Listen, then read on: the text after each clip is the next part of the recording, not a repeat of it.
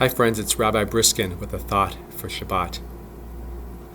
In this week's Torah portion and more, we learn about the laws of retaliation.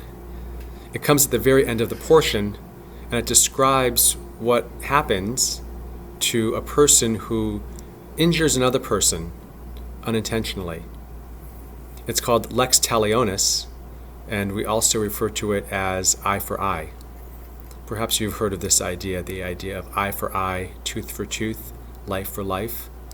The general idea is that if I were to inadvertently injure you, let's say by taking out your eye, then that same punishment would be inflicted upon me. And the rabbis have a lot to say about this, especially how inequitably this particular law can be applied.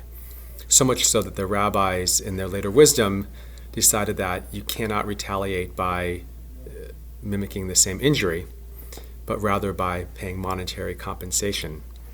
So instead of eye for eye, it's now called money for eye. Now I have this book here called Unscrolled, 54 Writers and Artists Wrestle with the Torah.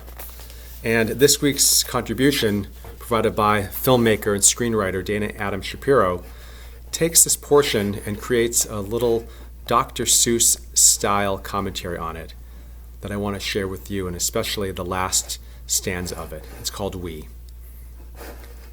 I've been thumping the Bible and thinking of truth, of an eye for an eye and a tooth for a tooth, of revenge, retribution, ayin tachat ayin, that dish best served cold, was it cooked on Mount Zion? To wish for the murdering man to drop dead got me thinking of what Dr. Seuss might have said. So I sat, then I stood, then I sat back and wondered of times when I've stumbled and bumbled and blundered, of times I've been too cool or too proud to say that I'm sorry for being that way.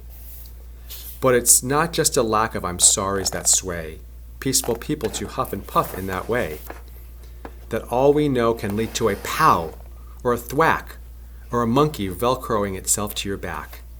It's the triumph of ego, a hex laid upon us, that need to get even, or Lex Talionis. Now think of the eye for the eye and the tooth. Why, it sounds so unfriendly, it sounds so uncouth.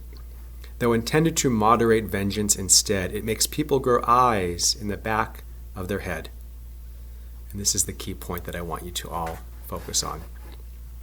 But imagine if I became I, as in you, and if tooth became truth. Tell me, what would you do? Yes, an eye for an eye, and some truths for some truces. We'll unplug the chairs and unravel the nooses.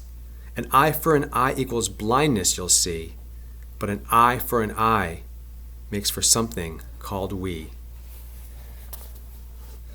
I love how this writer just reimagines eye for eye, in Hebrew ayin tachat ayin, and turns the I into I and into we.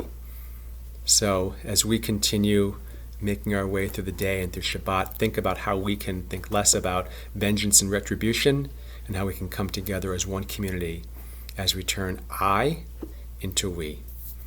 Shabbat Shalom.